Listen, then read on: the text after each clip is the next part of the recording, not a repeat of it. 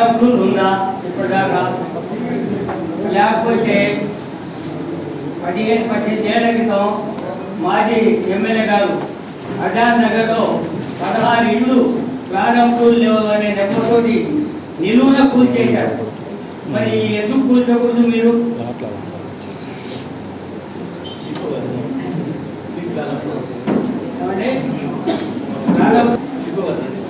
లేనప్పుడు ఎందుకు కూల్చుకున్నారు? మనకు బిల్డింగ్ లో చూస్తానికి ఫ్రంట్ లైన్ అధికారం ఓల్డ్ కన్స్ట్రక్షన్ ఉంది, న్యూ కన్స్ట్రక్షన్ ఉంది సార్. ఇంతకుముందు పాతగా కట్టిన ఇల్లు ఉన్నాయి, కొత్తగా కట్టిన ఇల్లు ఉన్నాయి. తమరు అడిగేది కొత్తగా కట్టిన ఇల్లు గురించా, పాత వాటి గురించి సార్? కొత్త వాటి గురించి. కొత్త వాటి గురించి సరే. రీసెంట్గా అది స్కీమ్ ఇంప్లిమెంట్ అయింది సార్. రీసెంట్గా ఈ జగనన్న కాలనీ హౌసింగ్ అనేది గత కొన్ని నెలల నుంచి జరుగుతూ ఉంది. మేము వచ్చేసి ఇది ఎలక్షన్ టైం వచ్చాం. తర్వాత ఈ జగనన్న కాలనీలో ఏదైతే వర్క్స్ జరుగుతున్నాయో వాటికి ఎవరైతే ప్లాన్ తీసుకోవడానికి ఇంట్రెస్ట్ ఉంటూ ఉంటే వాళ్ళంతా సర్వే చేసి ఖచ్చితంగా ప్లాన్ వచ్చేటట్టు చేస్తాం సార్. అయితే గతంలో గవర్నమెంట్ వాళ్ళు ఏదైతే లేఅవుట్ ఇచ్చి వాళ్ళు ఇల్లు కట్టుకుంటే వాళ్ళకి ప్లాన్ ఎగ్జామ్షన్ ఇవ్వాలి అని చెప్పేసి ఒక జీవో ఉందండి. అందుకని చెప్పేసి మీరు ఖచ్చితంగా ప్లాన్ పెట్టాలి అని చెప్పేసి మన వైపు నుంచి కొంచెం అడగడానికి మనకి, ఎందుకంటే వీకర్ సెక్షన్కే మనం ఆఫర్స్ ఇస్తాం కాబట్టి కొన్ని నామ్స్ వాళ్ళకి రిలాక్సేషన్ ఉంటుంది. కాబట్టి ఎవరైతే ప్లాన్ తీసుకోవడానికి ముందుకు వస్తారో వాళ్ళు ఖచ్చితంగా ఇంటిమేట్ చేసి ప్లాన్ వచ్చేటట్టు చేస్తాం సార్.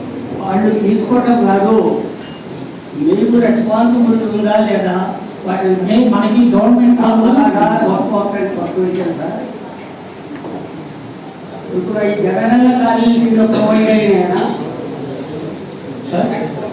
ఆ బిల్డింగ్స్ జగనన్న కాలనీ కింద ఇచ్చినైనా ఆ స్థలాలు ఇప్పుడు ఇవి లేఅవుట్స్ అని ఒకసారి చెక్ చేయాలి సార్. అలా కాదు, నేను అడిగిన దానికి సమాధానం చెప్పండి.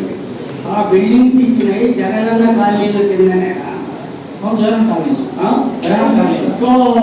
జగనన్న కాలనీకి ఎన్ని సెంట్స్ తీసుకుంటున్నారా? అది రెవెన్యూ కన్వర్షన్ జరగలేదు కదండి. సెంట్స్ ఉన్నారా? ఒక నిమిషం అండి. అది జరిగిన వర్క్ సార్, లేదంటే నిల్వ చేస్తాను. కాదు, నేను అడిగిన దానికే సమాధానం చెప్పండి. జగనన్న కాలనీకి సెంట్స్ ఉన్నారా స్థలాలు ప్రొవైడ్? ఓకే, అవి జగనన్న కాలనీ కింద ఇచ్చామనేది మీరు క్లియర్. అటువంటి సమయంలో 4 చెట్లు 5 చెట్లు 6 చెట్లలో స్థలాలు కట్టుబడి జరుగుతుంటే మీరేం చేస్తున్నారు? అది ఆల్రెడీ కాదు, కృష్ణా ట్రిబ్యునల్లో ఉంటారు కదా, అమ్మడానికి వీలేదు, ఒకరికి దానాలు ఇవ్వడానికి కుదరదు. బట్ దీని ఉద్వే ప్రొవైడ్ సైట్స్ అతిమీదలకు ఎందుకు ఇచ్చారు అక్కడ?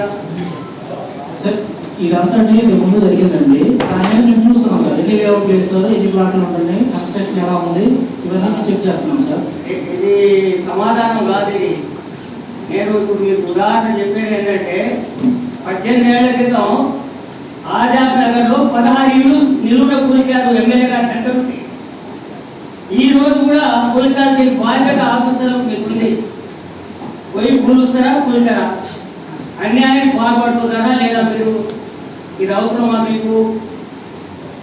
అది చేస్తాం సార్, ఖచ్చితంగా చేస్తాం సార్. ఖచ్చితంగా చేయడం కాదు, మాకు ఒక నెలలో ప్రెజెంట్ చేయండి. తప్పకుండా నేను ఈ విషయాన్ని పరిశీలిస్తున్నాను సార్.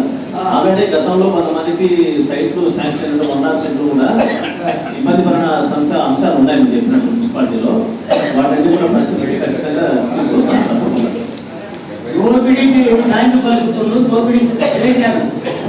ఇప్పుడు ఏ కౌన్సిలర్ అయినా సచివాలయానికి వెళ్ళి అయ్యా ఈ పెన్షన్ సరి చేసి ఇయ్యండి అంటే ఎన్నో వంకలు. ఈ కౌన్సిలర్ల మాటలు ఏంటో అక్కడి నుంచి ఫోన్ రాగానే 10 నెలలు పెన్షన్ ఇచ్చింది కూడా క్యాన్సిల్ చేస్తారు. అలాంటి లాస్ట్ కాదు, ఇంకా మీరు ముందుకు నడపగాకండి. తప్పకుండా సమృష్టి తీసుకొచ్చే మీ 2 అంశాలు కూడా పరిగణలో తీసుకుంటాం. ఖచ్చితంగా మీకు క్లారిటీ కూడా ఇస్తాం. సభ సభ్యులకు ఒక ప్రత్యేక నమస్కారం. తక్కువ ఇన్ఫర్మేషన్ ఇచ్చారని నేను భావిస్తా ఉన్నాను. చాలా ఎక్కువ జరిగింది ఈ మార్చర్ల మున్సిపాలిటీలో కానీ ఎందుకో వాళ్ళు ఎవరికి వారుగా జరిగిన అభివృద్ధి గురించి చెప్పమంటే ఎవరు చెప్పలేని పరిస్థితిలో ఉన్నారు. వచ్చిన నిధులన్నీ, ఖర్చైన నిధులన్నీ, ఏ వర్క్ మీద ఎంత ఖర్చు పెట్టారు, అలాగే నిమ్మగడ్డ నవీన్ ప్రకాష్ అనే నవీన్ కృష్ణ అనే అతనికి ఎన్ని వర్కులు కేటాయించారు, ఎంత చెల్లింపులు జరిగినాయి, ఆ వర్కుల వివరాలు ఇవన్నీ కూడా ఇవ్వవలసిందిగా మీ ద్వారా సభను కోరుతా ఉన్నాను. మరి అలాగే ప్రభుత్వం, గత ప్రభుత్వం ప్రతిష్టాత్మకంగా తీసుకున్న జగనన్న కాలనీ మరి ఆమె దూరాన్ని ఎక్కడో ఇచ్చారు, బాధాకరం. అయినప్పటికీ కూడా అక్కడ ఖర్చు పెట్టిన నిధులంతా ఏమేమి పనులు చేశారు, వాటి వివరాలు కూడా, అలాగే లబ్ధిదారుల వివరాలు కూడా, అలాగే కిట్కో ఇళ్ళు గతంలో కట్టిన వాళ్ళకి ఎందుకు క్యాన్సిల్ చేశారనేది కూడా ఈ సభను నేను కోరుతాను. వారి అనుమతి తీసుకొని రద్దు చేశారా? ఆ రోజు వాళ్ళు 25,000 డబుల్ బెడ్రూమ్ కి, సింగిల్ బెడ్రూమ్ ఎంత సార్? 12,500. మరి వాళ్ళు పే చేసినప్పుడు లేట్ అయినా వాళ్ళకి చెందడం ధర్మం, వాళ్ళు ఏ పార్టీలో ఉన్నా ఎక్కడ ఉన్నా. మరి వాటిని ఎందుకు డైవర్ట్ చేయాల్సి వచ్చిన పరిస్థితి? వాళ్ళ అనుమతి తీసుకొని డైవర్ట్ చేశారా, లేకపోతే ఎవరైనా ఆదేశాల మీద డైవర్ట్ చేశారనేది కూడా తెలియజేయాల్సిన అవసరం ఉందని చెప్పి సందర్భంగా తెలియజేస్తా ఉన్నాను. ముఖ్యంగా గౌరవ సభ్యులందరినీ కోరేది ఒకటే, ఈ మున్సిపాలిటీని ఒడ్డున వేయాలి అంటే ఆర్థిక వనరుల్ని ఎక్కడ పెంచాలి, ఏ విధంగా ఈ మున్సిపాలిటీని మళ్ళీ ఒడ్డునేయాలనే దాంట్లో మీ సలహాలు, సూచనలు ఇస్తారేమో అని చెప్పేసి ఆశించాను. ఏ ఒక్కరు కూడా ఆ దిశగా సలహాలు ఇవ్వలేదు. అది కొంచెం నన్ను నిరుత్సాహపరిచింది. జగనన్న కాలనీ సంగ్రీ మార్కెట్, ఈ సంగ్రీ మార్కెట్ కూడా వసూలు చేస్తున్న ఫీజులు ఎంత? ఒక కూరగాయల మార్కెట్ ఉందంటే అక్కడ మీరు వసూలు చేస్తున్నదంతా అక్కడ ఎన్ని ట్రాక్టర్లు మీరు చెట్టెక్కేస్తున్నారు. ఇవన్నీ కూడా దృష్టిలో పెట్టుకోవాలి. 5 రూపాయలు 10 రూపాయలు అనేది ఈరోజు ఒక ఛాయ్ ఖర్చు. మనం మున్సిపాలిటీని శుభ్రతతోటి ఉంచాలన్నా, మున్సిపాలిటీ మెయింటైన్ చేయాలని చెప్పేసి ఖచ్చితంగా ప్రతి అంశానికి కూడా డబ్బు అవసరం. ఎక్కడ మనం నిధులు ఇచ్చేయగలుగుతాం అనేది కూడా ఆలోచించాలి. మరొక విషయం, భవిష్యత్తులో కూడా మున్సిపల్ క్లీనింగ్ వర్కర్స్ ఎంతమంది ఉన్నారు, పర్మనెంట్ వర్కర్స్ ఎంతమంది ఉన్నారు, కాంట్రాక్ట్ వర్కర్స్ ఎంతమంది ఉన్నారు, మరి వాళ్ళ మీద పని భారం ఎంత ఉంది, ముఖ్యంగా ఈ మెయిన్ రోడ్ క్లీన్ చేయడమే ఎక్కువ మంది వచ్చే పరిస్థితులు ఉన్నట్టుగా నాకు అర్థమవుతా ఉంది. మరి వార్డులలో క్లీన్ చేయాలన్నా కానీ సమస్య అవుతుంది. ఈసారి ఈ మెయిన్ రోడ్డు వేయించేటప్పుడు తగిన చర్యలు తీసుకొని అది మెకానిజం ద్వారా, మెషిన్ ద్వారా క్లీన్ చేసి సిబ్బందిని వార్డుకి కేటాయించి వార్డులలో శుభ్రం చేసే విధంగా చర్యలు తీసుకోవాలని చెప్పేసి మరి సభను కోరుతున్నాను. మనసులో అందరినీ మెయిన్ రోడ్డు మీద పెట్టేస్తే వార్డులలో కూడా ఇబ్బంది జరుగుతూ ఉంది. అలాగే భవిష్యత్తులో ఏదైనా డ్రైన్స్ డిజైన్ చేసేటప్పుడు కూడా ఆ డిజైన్ ని కూడా సింపుల్ గా మనం ఎలా వాటిని సీట్ రిమూవ్ చేయగలుగుతాం అనే విధానాన్ని లేటెస్ట్ గా మీరు తెలుసుకొని ప్రతిపాదించాల్సిందిగా కోరుతా ఉన్నాం. ఎందుకంటే మనకున్న మెయిన్ 2, ఒకటి కొమ్మాడ కాలువ, ఒకటి రెండవది రైల్వే స్టేషన్ రోడ్లో మేజర్ కాలువ.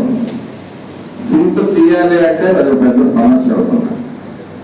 మెషిన్ ద్వారా తీసుకున్నప్పుడు ఏమవుతుందంటే ఆ స్ట్రక్చర్ దెబ్బతింటాం. డిజైనింగ్ లో అంటే అప్పుడు స్ట్రైట్ వాల్స్ పెట్టారు, అప్పుడు స్లాంట్ గా పెట్టుకోవడం ఇంకో రకంగానూ ఉంటే ఏదైనా పెట్టి నెట్టే విధంగా ప్రొక్లైన్ తోటి ఒకరు ఇదైన తర్వాత తీయటం అనేది ఈజీ అవుతుంది. మొత్తం డ్యామేజ్ అవుతూ వస్తుంది. తిరిగి తీసేటప్పుడు ఈ ప్రొక్లైన్ పడేటప్పుడల్లా, ఎందుకంటే చిన్న వర్క్లు కూడా నేను కూడా గతంలో మున్సిపాలిటీలు చేస్తున్నాను.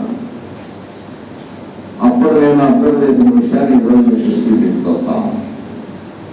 కాబట్టి ఇవన్నింటినీ దృష్టిలో పెట్టుకోండి. మున్సిపల్ ఆదాయాన్ని పెంచాల్సిన అవసరం ఎంతైనా ఉంది. ఈనాడు వేసింది ఈ రోజు కూడా కంటిన్యూ చేస్తున్నారు. ప్రతి సంవత్సరం కూడా స్టాండర్డ్ షెడ్యూల్ రేట్స్ పెరుగుతా పోతా ఉన్నాయి 15%. కాబట్టి మున్సిపల్ అభివృద్ధి కోసం మరి సభ్యుల నుంచి కూడా మరి ఏ విధంగా ఆదాయం పెంచవచ్చు అనేది వాళ్ళకు కూడా ఒక ఆలోచన ఉంటుంది.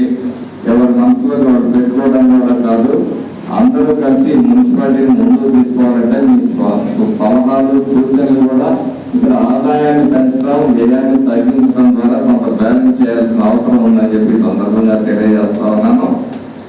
మరి చెప్పకుండానే చెప్పారు కొంతమంది సభ్యులు, చాలా అవినీతి జరిగింది ఈ మున్సిపాలిటీలో. కొంతమంది వ్యక్తిగతంగా చెప్పారు, వర్కులు జరగకుండానే డ్రా చేయడం జరిగింది ఇక్కడ, అందుకని ఈ మున్సిపాలిటీ ఈ విధంగా వెనకబడి ఉందని చెప్పేసి. ఇవన్నిటి మీద కూడా గత కాలంలో జరిగిన వర్కులు ఏంటి, వాటి వివరాలు ఏంటి, కాంట్రాక్టర్ ఏంటి, నేచర్ ఆఫ్ వర్క్, ఇవన్నింటినీ కూడా తెలియజేయాల్సిందని మిమ్మల్ని కోరుతా ఉన్నాం. ఖచ్చితంగా దోషులు ఎవరైతే ఉన్నారో ఎవరి పట్ల మాకు ప్రేమ లేదు, మాటల అభివృద్ధి ధ్యేయంగా పనిచేస్తామని చెప్పేసి ఆ రోజు ఎన్నికల ముందు చెప్పాను. ఈ రోజు కూడా అదే మాట కట్టుబడి ఉన్నాం. పార్టీలకి అతీతంగా మాటల మున్సిపాలిటీని అభివృద్ధి చేయాల్సిన అవసరం ఉందని భావిస్తూ మరి సభ్యులందరినీ కూడా నేను కోరుతా ఉన్నది ఒకటే, ఇది రాజకీయ కక్షతో కాదు, భవిష్యత్తులో కూడా ఒక హెచ్చరిక లాగా ఉండాలి. ప్రజాధనాన్ని మన జేబులో ఎత్తుకోవడం అనేది అంత సుసాధ్యం కాదు అనే విషయాన్ని భవిష్యత్తులో తరాలు కూడా నేర్పాల్సిన అవసరం ఉంది. దోషులు ఎవరైతే ఉన్నారో వాళ్ళందరి మీద కూడా కఠినమైన చర్యలు తీసుకుంటాం. అవసరమైతే ఈ మున్సిపాలిటీ మీద ఒక ఎంక్వైరీ సిట్ కూడా ఏర్పాటు చేపిస్తామని చెప్పి సందర్భంగా తెలియజేస్తా ఉన్నాను.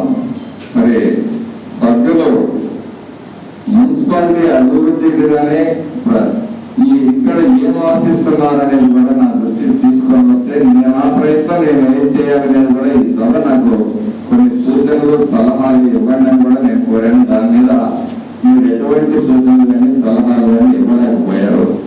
కాబట్టి నేను అధికారులను సంప్రదించి ఇక్కడ ఏం చేయాలి ఏం అనేది ఆలోచించి మాస్టర్ ప్లాన్ రెడీ చేస్తాను అని చెప్పి సందర్భంగా తెలియజేస్తాను. మీకేదన్నా ఇప్పుడు మీరు ఏదన్నా విషయాన్ని మాట్లాడాల అభివృద్ధికి ఇది చేస్తే బాగుంటుంది అనే మీ ఆలోచన ఏముందంటే పంచితే సంతోషిస్తానని చెప్పి సందర్భంగా తెలియజేస్తూ అవకాశం మీ అందరికీ కూడా పేరున ధన్యవాదాలు తెలియజేస్తా ఉన్నాను.